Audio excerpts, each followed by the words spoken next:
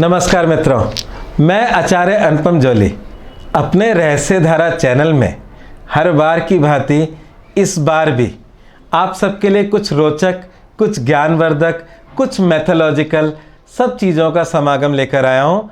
मैं लेकर आया हूँ महाशिवरात्रि पे कुछ अपनी सोच, अपनी समझ, जो मेरे को लगता है साइंटिफिक रूप में और ज्योतिष के रूप में। इन दोनों का वर्णन मैं आज आप सबके साथ करूंगा। देखिए, पहले तो आप सबको महाशिवरात्रि की बहुत बहुत शुभकामनाएं। महाशिवरात्रि के पीछे का रहस्य क्या है वो भी आज बताएंगे, क्योंकि पिछले मेरे किसी एक वीडियो में किसी ने जानना चाहा था कि आप महाशिवरात्रि पर बनाएं, मैसेज बॉक्स में आया था। तो फिर मैंने प्रण लिया कि मुझे महाशिवरात्रि पे कुछ ना कुछ अच्छा बनाना चाहिए, क्योंकि दिवाली की रात्रि का जो मेरा वीडियो था लोगों को बहुत पसंद आया। चलिए बिना देरी करे शुरुआत करते हैं। तो इस वर्ष महाशिवरात्रि पंचांग के अनुसार तारीख पड़ रही है उसकी 11 को। तो ये थोड़ा सा समझाता हूँ कि ये 11 तारीख को महाशिवरात्रि क्यों है और इसका महत्व क्या है। देखिए, 11 तारीख को सूर्योदयकालीन तिथि 13 है, मतलब 13वीं तिथि है। तो ये जब महाशिवरात्रि मनाई कब जाती है, वो मनाई जाती है फाल्गुन का महीना हो, कृष्ण पक्ष हो और 14वीं तिथि हो। ठीक है, तो 14वीं तिथि का मतलब यह है कि 11 तारीख को महाशिवरात्रि मनाई जा रही है, पर तिथि है 13वीं, और 14वीं तिथि आ रही है 12 तारीख को। तो ये एक दिन पहले क्यों मनाई जा रही है, इस पर कई बार संशय होता है। पहले मैं उसका निराकरण करूंगा, फिर इसके वैज्ञानिक तथ्यों पे चलेंगे और उसके बाद ज्योतिषीय तथ्यों पे भी चलेंगे और पूजा के पक्ष पे भी चलेंगे। कुछ भी नहीं छूटेगा आपका इस वीडियो में, अंत तक देखते रहिएगा, आपके ज्ञान में वृद्धि होगी और जो भी मेरी समझ है आप सबके साथ में साझा करूंगा। देखिए, जो भी त्यौहार होता है, हर त्यौहार का एक नियम होता है। जैसे जन्माष्टमी है, भगवान कृष्ण रात्रि में जन्मे थे। रामनवमी है, भगवान राम दिन में जन्मे थे। तो नवमी तिथि जब दोपहर में होगी तो भगवान राम का जन्म माना जाएगा। जब जन्माष्टमी की अष्टमी तिथि रात्रि में होगी तो भगवान कृष्ण का जन्म माना जाएगा। यहां पर शब्द आ रहा है महारात्रि। रात्रि के अंतर्गत जब 14वीं तिथि होगी वो महाशिवरात्रि मानी जाएगी। तो यहां पर सूर्योदयकालीन तिथि से कोई लेन देना नहीं है, आपकी रात्रिकालीन। इसको बोला गया है निशीत काल। निशीत काल के अंतर्गत अगर तिथि पड़ रही हो तो वहाँ महाशिवरात्रि मानने का प्रयोजन होता है। चलिए, अब ये तो हमें पता चलेगा कि 11 तारीख को 13 है और रात्रि को महाशिवरात्रि है। और महाशिवरात्रि का मुख्य महत्व क्या है, लोग व्रत रखते हैं, महाशिवरात्रि का व्रत रखते हैं। अच्छा, आपने देखा होगा जो लोग पंचांग जानते हैं या जो लोग थोड़ा ज्योतिष भी करते हैं, तो प्रत्येक महीने जो कृष्ण पक्ष की 14 तिथि आती है उस दिन शिवरात्रि लिखा होता है।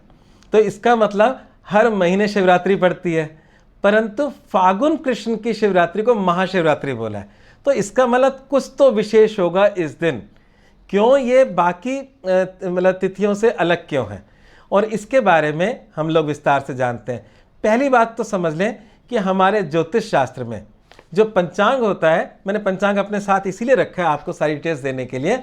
जो पंचांग होता है उसमें जो तिथियां होती हैं उसमें प्रथमा, द्वितीया, तृतीया, प्रथमा, द्वितीया, तृतीया से लेकर 14 तिथि तक बनती है। और 14 के बाद अगर वो कृष्ण पक्ष है तो अमावस्या आएगी, और अगर वो शुक्ल पक्ष है तो पूर्णिमा आएगी। तो इस प्रकार चंद्रमा की 16 कलाएं होती हैं साइज के अनुसार।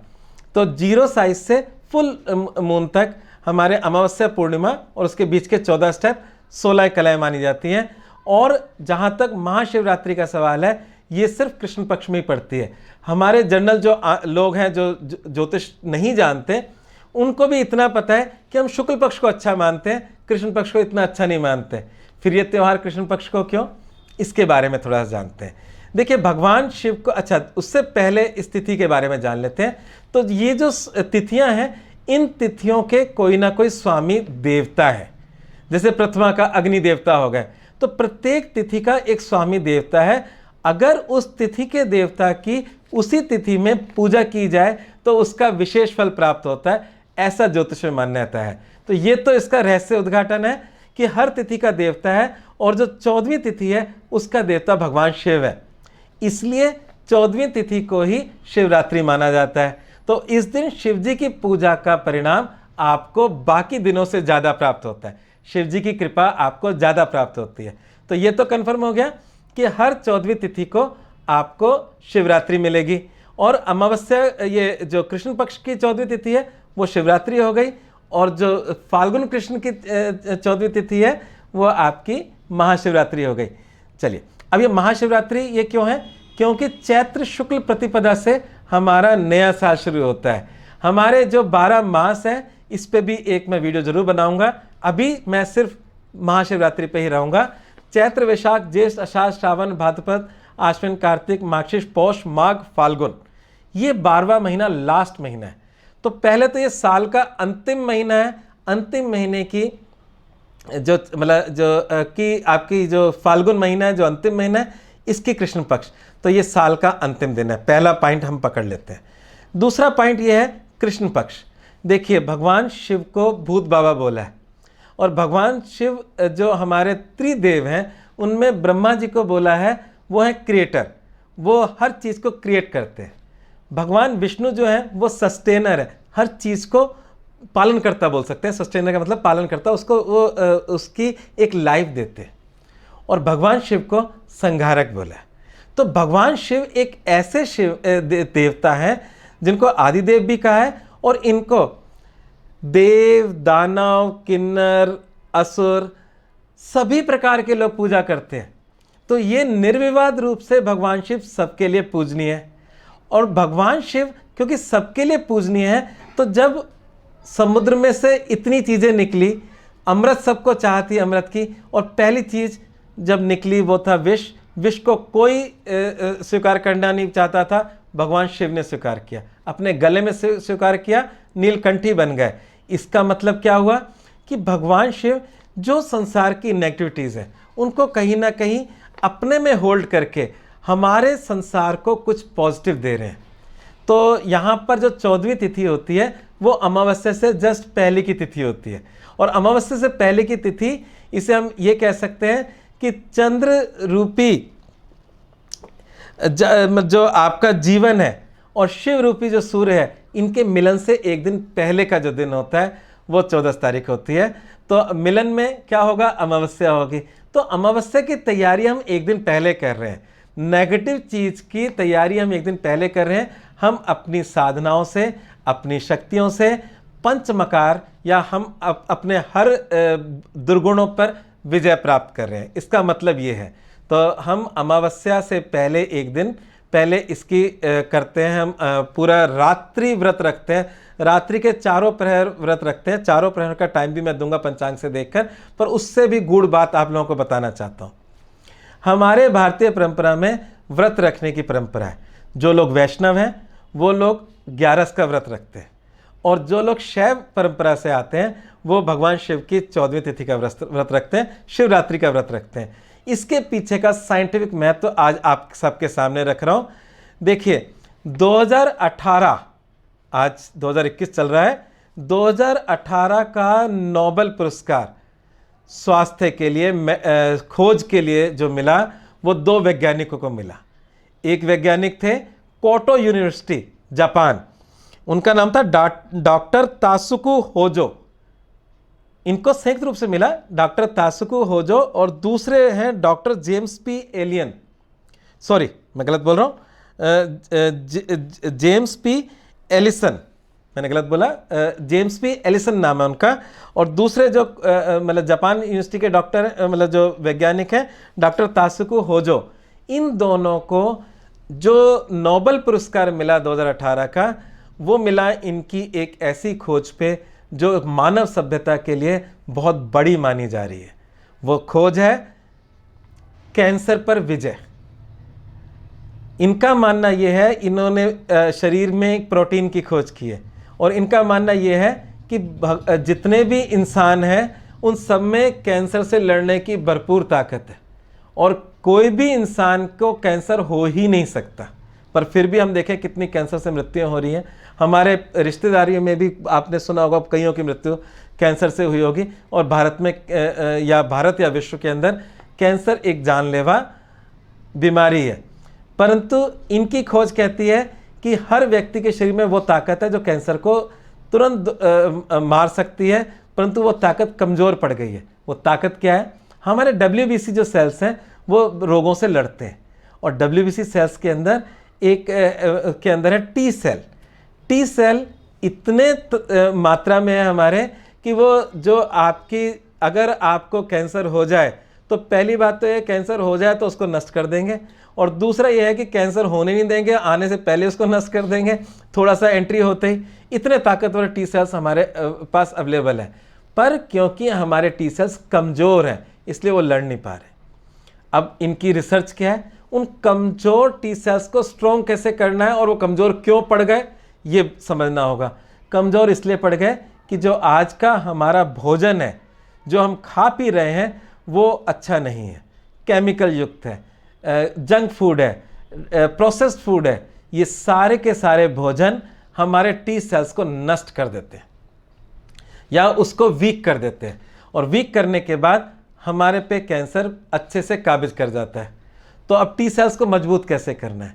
मजबूत करने के लिए हमें भारतीय परंपराओं की शरण में आना चाहिए।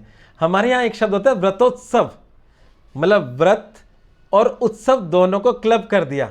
11 का व्रत, महाशिवरात्रि का व्रत, शिवरात्रि का व्रत। तो यहाँ पर व्रतोत्सव में ही सारा राज छिपा हुआ है, जो इन दो महान वैज्ञानिकों ने खोज कर बताया, वो भारतीय परंपरा का हिस्सा रहा है। वो हिस्सा क्या है कि जब अगर हम इतना गलत भोजन कर रहे हैं, आज प्योर भोजन है ही नहीं, सब चीज़ों में कुछ ना कुछ मिक्स है, कलर्स मिक्स है, पता नहीं क्या क्या मिक्स है। तो जब इतना गलत खाना खा रहे हैं तो टी सेल्स कभी भी विकसित नहीं हो पाएंगे, मजबूत नहीं हो पाएंगे। उन टी सेल्स को मजबूत करने के लिए हमें करना क्या होगा? हमें एक दिन का व्रत रखना होगा। निर्जल व्रत रखें तो वो कहते हैं कि पूर्ण ताकत मिल जाएगी टी सेल्स को। तो उन्होंने कहा कि 15 दिन में एक व्रत रखें। तो 15 दिन में एक व्रत रखें और निर्जल रखें। तो ये कहाँ शुरू होता है? ये शुरू होता है आपके 11 के व्रत में। हर महीने में 2 11 आते हैं, शुक्ल पक्ष और कृष्ण पक्ष का। वैष्णव लोग ये व्रत रखकर कहीं ना कहीं अपने टी सेल्स को स्ट्रॉन्ग कर रहे हैं। ठीक इसी प्रकार उन्होंने कहा कि अगर 15 दिन में संभव ना हो तो महीने में एक दिन कम से कम ऐसा व्रत हो जो 10 घंटे सुबह उठने के बाद निर्जल रहे। यहाँ शिवरात्रि में भी एक अच्छा प्रयोग होता है। शिवरात्रि में पूर्ण आपको मतलब उस दिन तो व्रत रखना ही रखना है, रात्रि में जागरण भी करना है और व्रत भी रखना है, और 4 पहर की पूजा भी करनी है। ये नियम है महाशिवरात्रि के, और कहते हैं कि अगर इन नियमों का पालन कर लिया तो भगवान शिव की कृपा आप पर पूर्ण रूप से बरसती है। तो पूर्ण रूप से बरसने के लिए हमें रात्रि जागरण करके साधना करनी है, भगवान शिव की पूजा अर्चना करनी है, और 4 पहर में पूजा करनी है, और 4 पहर में भूखे रह के पूजा करनी है। तब आपके टी सेल्स की ताकत इतनी बढ़ जाएगी, आपके जीवन में कैंसर हो ही नहीं सकता। ये मैं नहीं कह रहा, वैज्ञानिक कह रहे हैं जिनको नोबेल पुरस्कार मिला है। तो मेरी बात ना भी माना तो उन वैज्ञानिकों की बात आपको माननी होगी। चलिए अब आगे बढ़ते हैं। ये तो हुआ इसका वैज्ञानिक रहस्य, बहुत बड़ा रहस्य है, पर हम लोग सिर्फ उसे पूजा से जोड़ते हैं। तो ये 4 पहर का जो इस बार पढ़ रहा है उसके मैं टाइमिंग्स आपको बता देता हूँ। प्रथम पहर शाम को 6:29 से रात्रि 9:32 तक रहेगा। इस बीच आपको भगवान शिव की पूजा करनी है। पूजा कैसे करनी है इसके बाद बताता हूँ। दूसरा पहर शुरू होता है रात्रि 9:33 से रात्रि 12:36 बजे तक। तृतीय पहर 12:37 से रात्रि 3:40 बजे तक, जो आपके इंग्लिश हिसाब से अगला दिन चढ़ गया।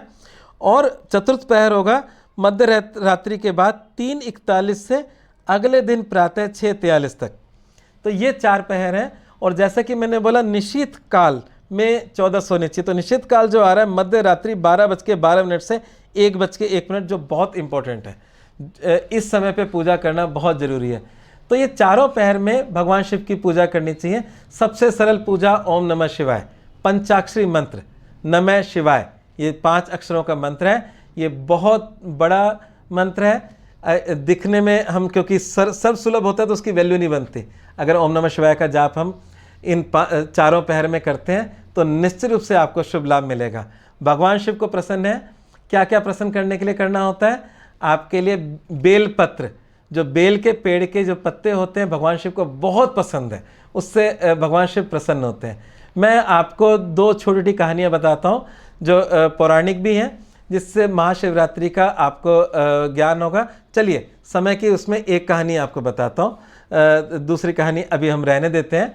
तो पहली कहानी यह है कि एक भील था और वो भील का परिवार भूखा था, और जब परिवार भूखा था तो वो अपने परिवार के लिए भोजन की तलाश में घर से बाहर निकलता है, परंतु उस दिन उसे कहीं भोजन प्राप्त नहीं होता। शाम हो जाती है और बड़ा परेशान होता है। वो नदी किनारे वो पेड़ के ऊपर चढ़ जाता है, और जब पेड़ के ऊपर चढ़ जाता है कि कोई ना कोई जानवर जरूर आएगा जिसको मैं तीर से मार दूंगा और अपने घर के लिए लेके जाऊंगा, ऐसा सोचकर जब पेड़ के ऊपर चढ़ता है तो अपना पानी वानी सब कुछ लेके चढ़ता है। और वो पेड़ था बेल वृक्ष था, बेल का पेड़ था, और नीचे भगवान शिव का एक शिवलिंग भी स्थापित था। अनायास में ही वो रात्रि को भूखा रहकर चारों पहर वहाँ बैठा रहा, और चारों पहर बैठने में जो फर्स्ट पहर था उसमें एक हिरनी आई पानी पीने। उसने धनुष बाण साधा ही था, पर हिरनी ने उससे प्रार्थना की कि मेरे घर में बच्चे भूखे हैं, मैं उनकी व्यवस्था करके आ जाऊंगी, मैं खुद आपके सामने प्रकट मतलब सारे अपने कामों को निपटा कर आऊँगी, आप मेरा भक्षण कर लेना, आप मुझे मार लेना। उसका मन तो नहीं माना, पर उसने हाँ कर दी। तो जब भी वो अपना बाण साधता कुछ करता तो कुछ बेलपत्र भगवान शिव पर गिरते, और जो पानी की उसने अपनी व्यवस्था अपने बांध के रख रखी थी अपने उसमें, उससे कुछ पानी भी अनायास गिर रहा था। चारों पहर पानी एक एक करके गिरता रहा, बेलपत्र गिरते रहे, और वो भूखा प्यासा वहाँ पर इंतजार करता रहा। हिरनी के बाद उसी के परिवार का हिरन आया, उसने भी सेम कहा कि मैं अपने घर की व्यवस्था करके आता हूँ। इस प्रकार से हिरन के परिवार के एक एक व्यक्ति आए, और बाद में वो पता नहीं किस करुणावश सबको हाँ करता गया। अंत में सभी हिरन उसके पास पहुँचे, उन्होंने कहा आप हमारा भक्षण कर लो। हिरन परिवार में भी कंपटीशन था, नहीं हमारा करो हमारा करो। जब माता पिता और परिवार के सभी सदस्य जा रहे थे, बच्चे भी वहाँ पहुँच गए उनके पीछे आते हुए, और जब सभी उस बहेली के सामने, भील के सामने प्रार्थना कर रहे थे, इस दौरान उसकी शिव अर्चना भी पूरी हो चुकी थी, और भगवान शिव उसके सामने प्रकट होते हैं। और भगवान शिव के प्रकट होने से हिरणों को भी उनकी योनि से मुक्ति मिलती है, और इस भील का भी कहीं ना कहीं कृतार्थ होता है, उसको भी कुछ लाभ मिलता है, और साथ में भगवान शिव का आशीर्वाद मिलता है कि आप अगले जन्म में तुम्हारा मोक्ष होगा, भगवान राम खुद तुम्हारे पास आएंगे और तुम्हारा मोक्ष करेंगे। तो जब भगवान राम के जीवन में तुम उनकी नाव को चलाएंगे। तो इस प्रकार से ये एक छोटी सी कहानी बताई है कि जब अनायास एक महाशिवरात्रि के दिन, वो दिन महाशिवरात्रि का था, ये बताना मैं भूल गया, महाशिवरात्रि के दिन चारों पहर अनायास पूजा पे भी भगवान शिव प्रकट हो गए और उसको पूरा वर दिया, उसके जीवन को आनंद दिया। तो ये पौराणिक कहानियाँ कभी कभी हमें बहुत कुछ सिखा जाती हैं। तो ऐसी कहानियाँ सिर्फ एक ज्ञान देने के लिए होती हैं।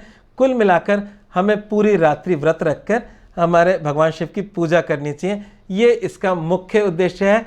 और अगर हम अपने पौराणिक चीज़ों से को मानेंगे तो हम कैंसर जैसी महामारियों से भी मुक्त हो सकेंगे। इसके अलावा भगवान शिव के पे बहुत सारे लोग, जैसे यहाँ पर हमने चंदन का तिलक लगा रखा है, जल चढ़ाना, दूध चढ़ाना, भगवान शिव पर गन्ने का रस चढ़ाना बहुत अच्छा माना जाता है। यहाँ पर रुद्राभिषेक किया जाता है। रावण ने भगवान शिव को प्रसन्न किया था शिव तांडव स्तोत्र की रचना करने से। शिव तांडव स्तोत्र का पाठ किया जाना चाहिए। तो इस प्रकार से किसी भी प्रकार से भगवान शिव की अर्चना करके हम भगवान शिव को इस दिन जरूर प्रसन्न करके उनसे हम आशीर्वाद प्राप्त कर सकते हैं। जिन लोगों की कुंडली में कालसर्प योग है उनके लिए ये दिन वरदान है, ये रात्रि वरदान है, कालसर्प योग में भी लाभ मिलेगा। जो लोग डिप्रेशन से जूझ रहे हैं उनके लिए भी ये दिन वरदान है, भगवान शिव की कृपा मिलेगी। जिन बच्चों की शादी नहीं हो रही वो माता पार्वती के साथ भगवान शिव की पूजा करें, माता पार्वती जी की मांग में सिंदूर भर के पार्वती मंगल का पाठ इस दिन करें तो उनकी शादी की अड़चनें भी दूर होंगी। तो इस प्रकार से कहीं ना कहीं सबकी कोई ना कोई अड़चन दूर होगी इस दिन। तो ये एक ऐसा त्यौहार है जिसमें हमें जरूर से व्रत रखना चाहिए, रात्रि जागरण करना चाहिए और भगवान शिव का आशीर्वाद प्राप्त करना चाहिए। आज बस इतना ही। अगले वीडियो में और भी कुछ नई नई चीज़ें आप लोगों के लिए लेकर आता रहूँगा। तो इसके साथ साथ मैं भगवान शिव का डमरू बजाकर इस वीडियो का अंत करता हूँ। ओम नमः शिवाय का जाप करता हूँ और भगवान शिव का आशीर्वाद प्राप्त करता हूँ। बम बम बोले। और अगर हम अपने मन से कभी कभार इस तरह से करते हैं, हर हर महादेव, ये शब्द में एक अपने आप में मंत्र है। हर आपकी पीड़ाओं को हरने वाला है वो महादेव। तो हर हर महादेव करके मैं अपने इस वीडियो का अंत करता हूँ। आप सबका दिन, साल, महीना मंगलमय हो, इस आशा के साथ भगवान शिव की आपको कृपा मिले। धन्यवाद।